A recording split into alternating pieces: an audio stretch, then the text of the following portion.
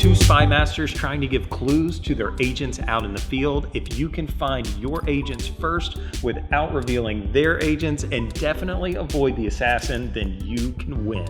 Let's review Codenames.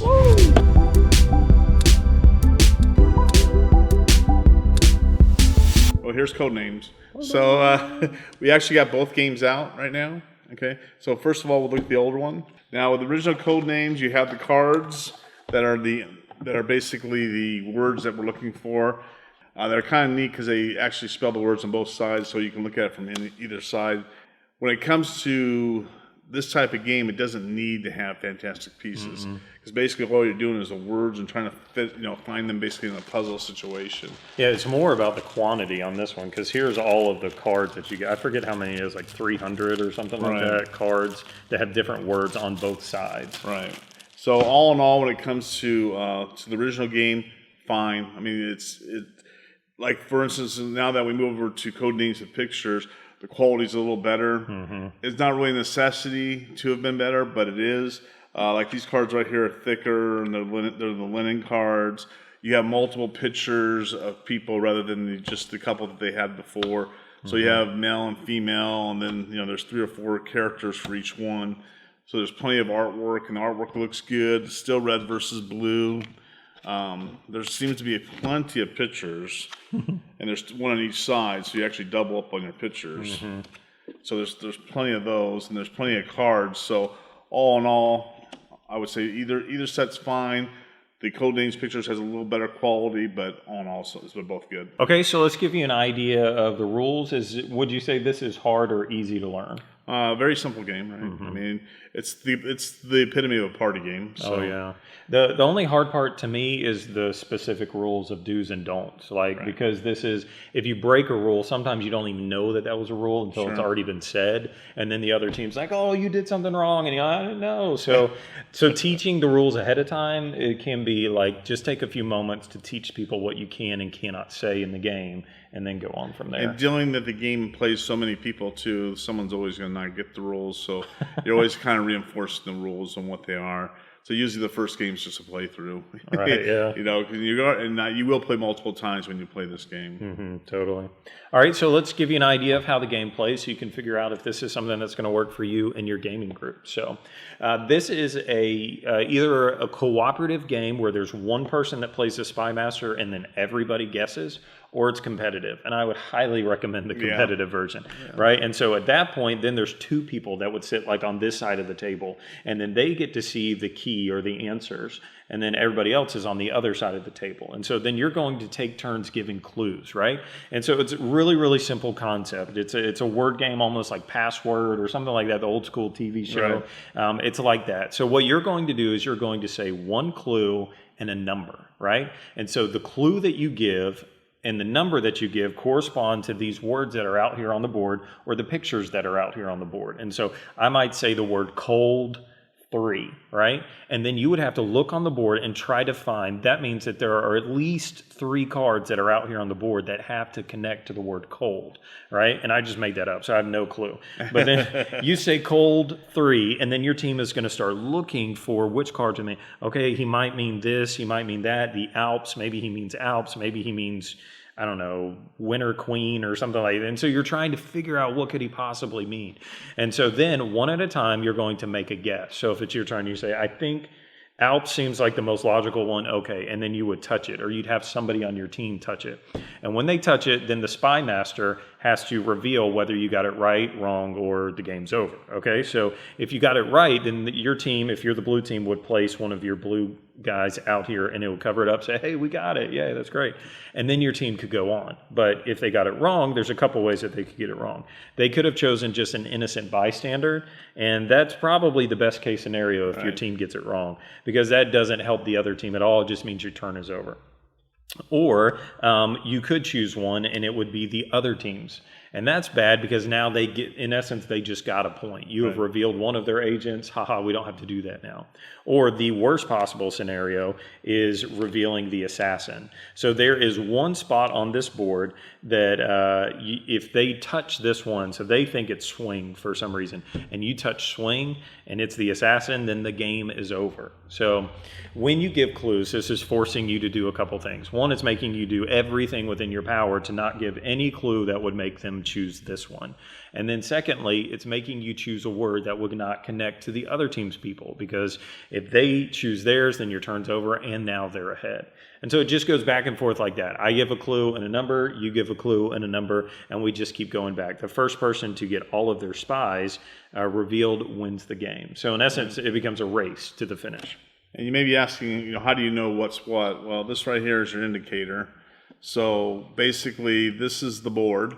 And so, for instance, if we were the blue team, the blue locations are our words. Red locations are your words. And then, of course, the spies in there. And then there's the generic ones also. So you use, and these cards change every time. So the game is always going to be different.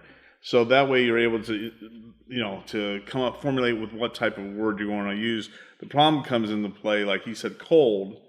Well, the red team may have, a word over there that's the Arctic or something. Yeah. And then he has, let's say jacket, and he has flu, and then he selects cold. You got to hope that they only pick yours, they don't pick the other one, because you get knocked out. You'll lose a point or whatever happens. And what's crazy about that is you give a clue that you think there's nothing else on the board that connects to that, and then the first words out of their mouth is, "Oh, well, it's got to be this," and you didn't even think of that. Yeah, and so that's crazy. You won't believe what people will come up with, and the things that's so funny is things that you think is simple, straightforward, becomes something as like obscure as could be. Everyone just looks at you like they're clueless. Yeah. Unless there's one other guy. But it's pretty interesting on what people come up with and that type of thing.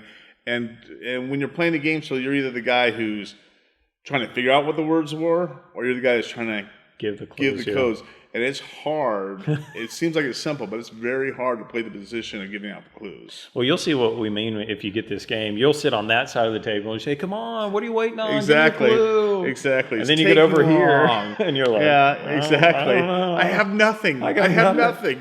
And the difference that we have, obviously, is in this version over here, we're using pictures, and then over here we're using words. Yeah, that's just going to be the difference in the two games. This one has it's a 4x4, and this one's a 5x5, so you're dealing with less pictures on this. The other thing that's interesting about these pictures is it's not straightforward. It's not like a dog or a donut. Like this one is a donut with a spaceship going through the middle of it, or a light bulb with a candle inside of it, or a sea turtle with an island on top of a shell, a Viking with a tennis racket, or... Yep. Checkerboard with cupcakes. Yeah. That's hilarious. Sherlock Holmes with a question mark, So this game, the difference that it adds to it is that there are just, how far does your imagination go with pictures, right? And the connections, the loose connections that you might make to Sherlock Holmes, or is it about his pipe, or is it about this knight with a broom, Sure.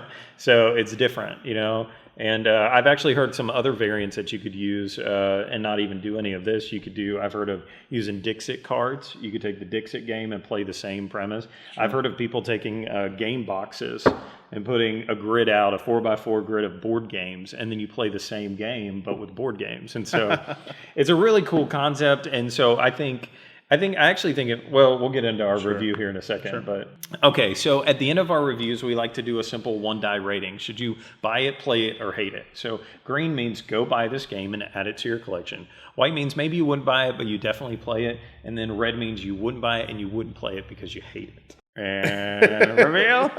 Oh, too green. Were you faking me? So the concept's great. It really is. And when you get together with other people, I think it's just so much fun. And I just love the way that people think so differently. And you assume something is so easy. And I'll give you just a for instance that we had in one of the games that we were playing. The word was cake. Was it cake or file? I think it was file. It was file. And I think I said cake. Because I'm thinking of the old Bugs Bunny cartoon where he bakes the cake, puts the file in there, and hands it right. and nobody got it except for Tim. What? And all of a sudden, Tim, file, perfect. File. Cake, file, perfect. I understand that. It was a real... Yeah, everyone else was just like, what the heck? But it was pretty funny. So that's the type of stuff that I enjoyed about the game. You learn a lot about people, and I just think that's very entertaining. Yeah, totally. For me, like, I am so hesitant to use this phrase, instant classic. But I think this is one of those instances where this is an instant classic. This is one of those games that has immense replayability. You know, you could have the same cards out on the table, but draw a different one of these, and it would play totally different. You know, but they have the reverse sides. To me, I think that this is a game that ever since I got it, the very first time I brought this to a family gathering, we played it 4 times back to back to back, right? And we just kept wanting to trade who was the spy master. And then every holiday since, they've asked me to bring this game back. And so to me, that is, and since it's cheap, it's not an expensive game, and the value that you'll get out of this one for years is immense. All right. Fantastic. All right, so that's our review of Codenames and Codenames Pictures. So we got a lot more reviews on our website, boardgamecloset.com. We're on Facebook, Twitter, Instagram. Subscribe to our channel. It helps us out so much. Hit the like button, because I guess that's a good thing to do. Works for us. And as always, support your local hobby shop.